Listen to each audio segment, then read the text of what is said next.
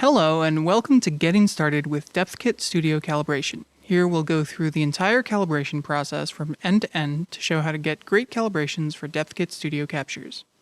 You will need a PC, sensors with USB and power cables, sync cables, tripods, stands, or other grip gear to hold the sensors.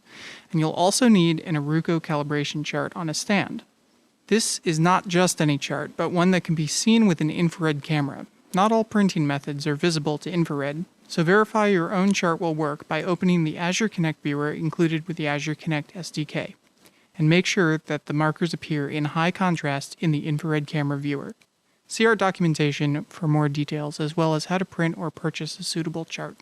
A good calibration begins with a robust sensor configuration. There are limitless combinations of positions to place the sensors, but for this demonstration we'll be using a 3-sensor front-facing configuration as it is the simplest and quickest configuration to construct and calibrate. Check out our other documentation for guidance on other configurations. Build the gear to mount the sensors in their positions. This rigging doesn't need to be complex, but beware of sagging and bumps. If one of the sensors moves even a small amount, it will mess up the calibration. To avoid this, use sturdy tripods or grip gear. Tighten everything down so there's no play in any of the parts, and further secure the sensors with weights like sandbags. If available, a truss or lighting grid can be used to suspend the sensors from above, which helps keep things off the floor where people can trip on legs and cables. Also, do not touch the sensors or their supports after their step. So if there's a backdrop or a floor material that needs to go underneath the stands, lay it down now. Also, make sure all of the sensor cables, including the sync cables, are plugged in and secured before beginning the calibration. Even the movement of plugging in a cable can move a sensor enough to endanger the calibration. Tie strain relief to the cables so if someone does kick one, the sensor is unaffected. Putting barriers around the sensors may seem like overkill, but it may prevent having to recalibrate mid-production. Depthkit uses a series of samples to calculate sensor alignment in 2 steps, sampling and filtering. Sampling adds reference points for Depthkit to factor into the calibration, and filtering removes the low-quality samples based on certain conditions to get the calibration as precise as possible. Once a calibration is created, it's stored in a project and applied upon the export of any of the multicam recordings within the project. Depthkit stores 1 calibration per project, so if the sensor configuration changes, create a new project with a new calibration within it. So once you open Depthkit and click the Multicam tab over here, you'll enter the Multicam context. There are a couple of tools over here in Sensor Configurations where you can change the settings of the individual sensors, and a Start Streaming button and a Start Calibrating button. Start Streaming starts your sensors in preparation for recording, and Start Calibrating will enter the calibration context. Before we do that, in sensor configurations, you want to set your color and depth modes to the settings that are appropriate for calibrating. The calibration does not use the color cameras, so you can actually turn these down to 720p for the best performance during calibration. And then for your depth mode, check either 640 by 576 narrow raw for larger volumes, where the sensors are farther from your subject, or for very close-up calibrations where your subject is within about 3 feet of the sensors, you can use the 1024 by 1024 wide mode, but we'll be using the 640 by 576 narrow raw. Again, we don't use the color camera, so these sensor video settings for now we can leave to auto, but we will want to change these as well as the color resolution once we start recording. So we'll get back to that later. And then you can change these all individually, or you can change them on one and then click Apply Settings to all sensors, and they will copy over to all of the sensors. So now that the sensors are set up, we can get into our calibration context. Click Start Calibrating, and it will start streaming. The first thing you'll see is the 3D viewport. Now we have point clouds from all of our sensors. They are all mashed together right now because we haven't calibrated them yet. So this 3D viewport, you can navigate around just like the other 3D viewports in Depthkit. Click and drag to orbit around, click over on the right side and drag, or click on the outside, right side, or left side to rotate. Use your mouse wheel to scroll in and out, zoom in and out, and you can even hold middle mouse to translate.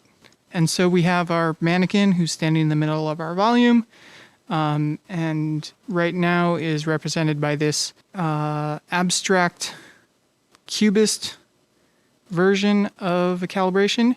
And the reason we're seeing this is because all of the sensors are assumed to have the same origin. So once we actually calibrate these, then they'll all snap into place, and we'll see Pete constructed as a full mannequin. Also, what we get in this user interface now, in addition to our sensor options over here, we also now have a depth range.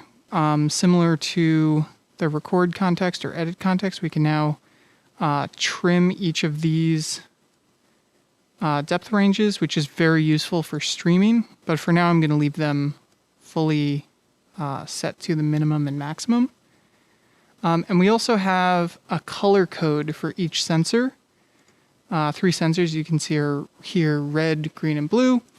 The red sensor has a star next to it to indicate that it is the primary sensor in my sync chain.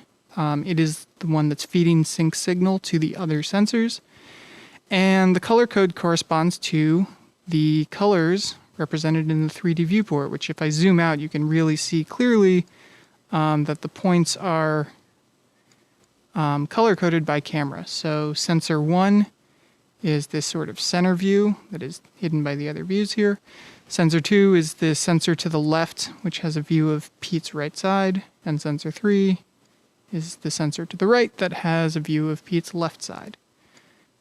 So one thing you may notice in your 3D viewport is that sometimes the point clouds seem to wiggle back and forth a bit, or in the background you'll see the depth data sort of flash. And what this is interference between 2 of the sensors. There is a known issue with the Azure Connects where sometimes you have to manually set their shutter speeds to something different so that they don't interfere with one another. So I am going to set my sensors to manual, and that may have taken care of it. You can see this front point cloud is no longer wiggling anymore. If that doesn't work, sometimes you have to set your sensors to different shutter speeds. So basically go through each sensor and try a different shutter speed until that interference disappears. And then use the gain to compensate for the exposure. Now that our sensors are set up, the next thing we want to do is establish a 3D origin and orientation of our scene. This is not mandatory and it does not affect sensor alignment, but it does ensure that the scene will be right side up and facing the proper direction when we later bring it into a 3D workspace. To do this, let's get Pete out of the way and bring in our calibration chart. Moving the chart into view reveals detection rings representing the corners of the visible markers on the chart.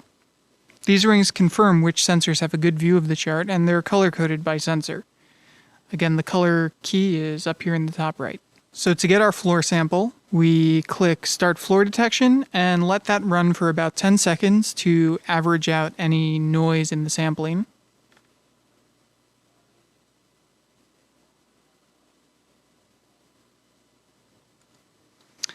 And now when I double click, it will reset the camera to the origin point. So you can see we're right up against the chart here. And if I zoom out, this is facing the front of our scene as we've set the origin.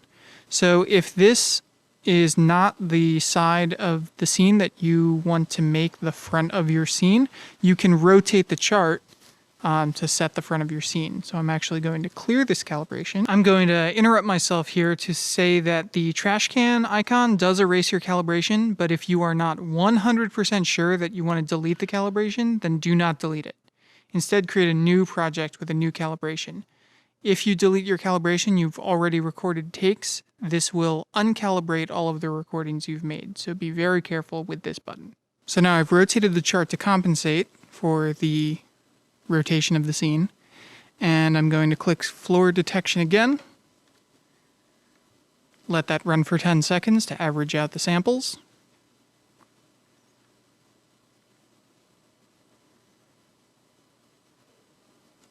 And now when I click stop, double click the 3D viewport to reset the view and zoom out.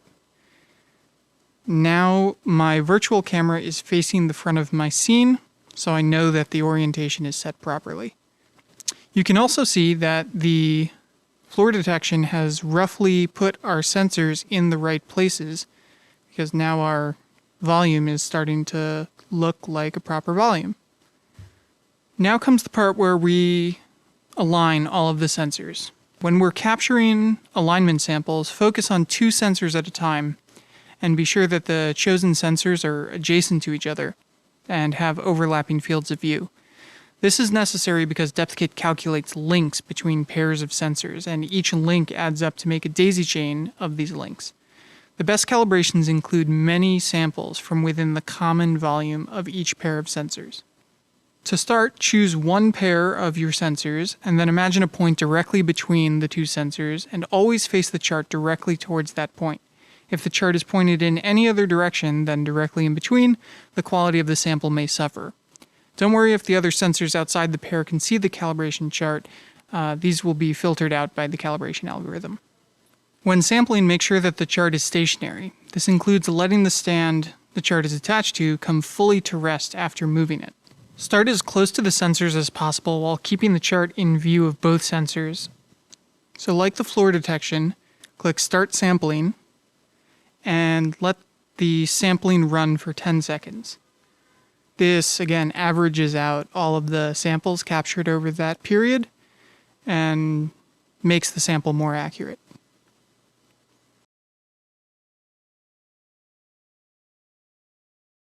So once the sample is captured, you'll see these clusters of dots and rings appear. These vibrating rings are the sensor's view of the live calibration markers, and these stationary dots here are the recorded sample. And you can see this sample is a combination of the red sensor's view and the green sensor's view of the same chart. Capture samples at a couple of heights. Next, move the chart back towards the center of the volume and capture the samples at a few different heights. And finally, move the chart a bit beyond the center of the volume and capture samples from a few different heights as well as from different sides of the frame. You also may want to capture any other part of the volume where the performance will take place to ensure that that part of the volume is calibrated properly.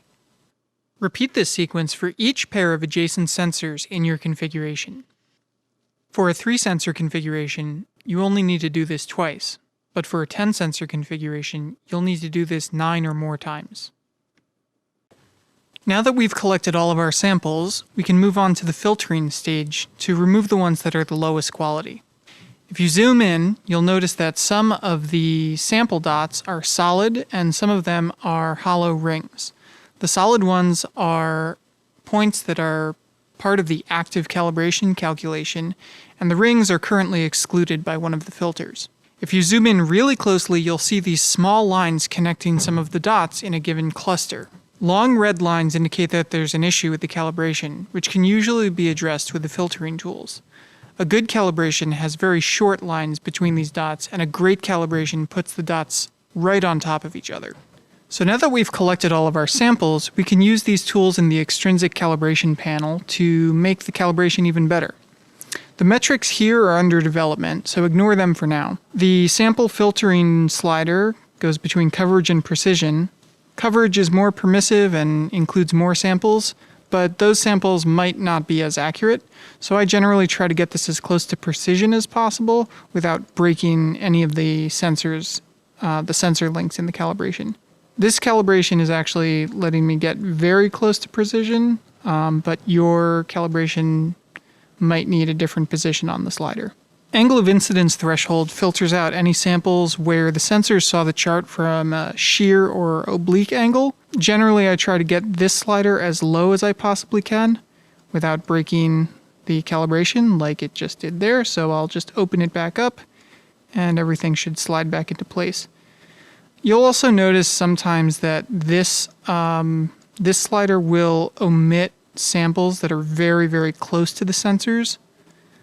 So if you want to be sure to include those, you might need to open this up a little bit more to include the nearest samples to the sensors. And then sample deviation threshold filters out any samples where the marker detection was inconsistent throughout the sample capture.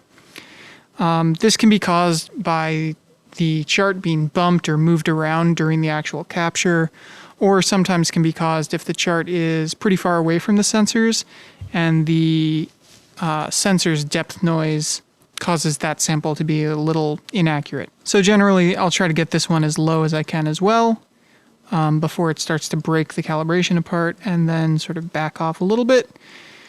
And to assess this, to assess how good this calibration is, I will zoom in and see just how well these markers are aligned. So you can actually see there's a little bit of room for improvement here if I start bringing this sample filtering back towards coverage from precision. But you definitely want to go into different parts of the volume because just because one side of your volume may be calibrated, that might not be true for all parts of your volume. So definitely zoom in and double check different parts of your volume as you do this process to make sure that these markers are as closely aligned as possible. And that's looking pretty good. Again, I'm just flying around and checking different parts of the volume to make sure that these circles overlap as much as possible.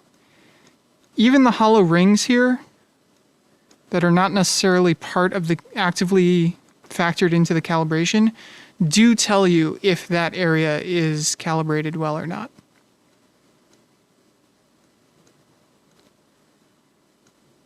And this is all looking pretty good. So there are many factors that dictate how precise the calibration needs to be. If your final product is going to be heavily obscured with visual effects, then your calibration will tolerate some degree of misalignment. But for photoreal captures, especially of details like faces and fingers or textures, the calibration will have a stricter tolerance for misalignment. There are two main ways to assess the quality of your calibration. The first one is in Depthkit, while your cameras are still streaming in the calibration context, to simply step into the volume and extend your hands or your fingertips to see how well the calibration lines up your hands and fingers from the different sensors. This is very fast and easy, but it's not the most accurate way to assess your calibration. To truly know how good your calibration is, it's best to look at it in Unity. So an easy way to do this is to start live streaming from Depthkit. First, set the near and far planes of each sensor so that you can trim out as much background as possible.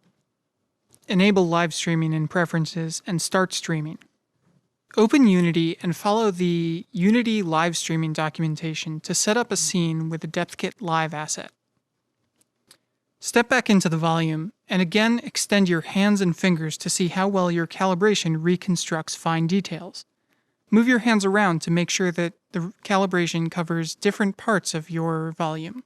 If everything looks good, be sure to back up your calibration folder. With a successfully validated calibration and secure, untouched sensor configuration, you can be confident that your Depthkit Studio captures will perfectly align. Celebrate by doing a dance!